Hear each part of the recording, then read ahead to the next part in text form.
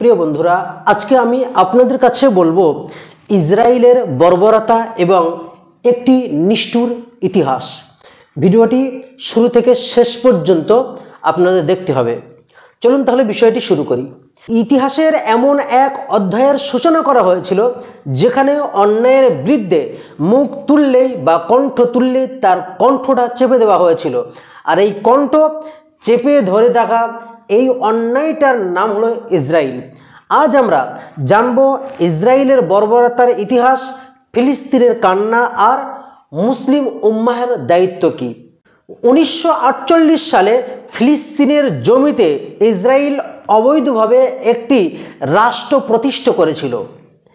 এরপর থেকেই সেখানে শুরু হয় দখল, সেখানে শুরু হয় হত্যা, সেখানে শুরু হয় নির্যাতন। এই হত্যা আর দীর্ঘ নির্যাতনের ফলে তৈরি হয়েছিল একটি ইতিহাস। শত শত গ্রাম ধ্বংস করে ফেলা হয়, লক্ষ লক্ষ ফিলিস্তিন নারী এবং শিশু বৃদ্ধ হারান তাদের নিজেদের ঘরবাড়ি। প্রিয় বন্ধুরা, ইসরায়েল শুধু একটি রাষ্ট্র নয়, এটি একটি দানবীয় শক্তি যার পিছনে রয়েছে বড় বড় সাম্রাজ্যবাদী শক্তির সমর্থন। প্রতিদিন গাজা উপত্যকায় হামলা হয়, শিশুদের হত্যা করা হয়, হাসপাতাল, স্কুল, মসজিদ, কলেজ কিছুই রেহাই পেত না।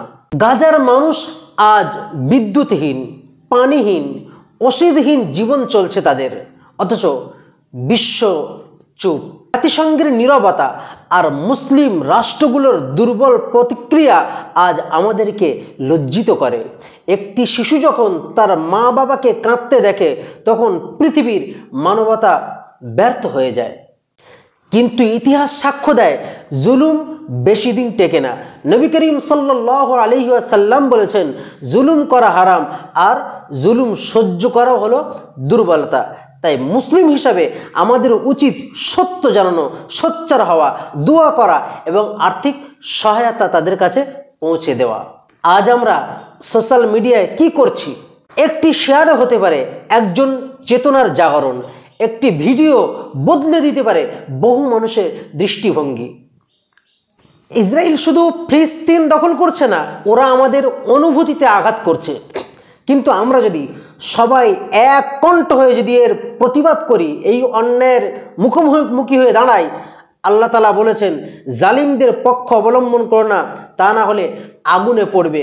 আজকের ভিডিওর উদ্দেশ্য শুধু তথ্য দেওয়া নয়, বরং আপনাকে জাগিয়ে তোলা।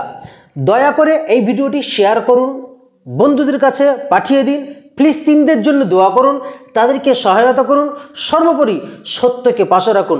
ইনশাল্লাহ একদিন জালিম ধ্বংস হবে। যেভাবে মহান আল্লাহ পাক রব্বুল আলামিন জালিমদেরকে ধ্বংস করছে, আমরা দোয়া করি আল্লাহ পাক রব্বুল আলামিন এই জালিমদেরকে যেন পৃথিবীর ইতিহাসের মানচিত্র থেকে ইসরায়েল নামক দেশটাকে যেন আল্লাহ পুরো নিশ্চিহ্ন করে দেয়, পুরো যেন মুছিয়ে দেয়। আমিন। আখির দাওয়ানা আলহামদুলিল্লাহি রাব্বিল আলামিন।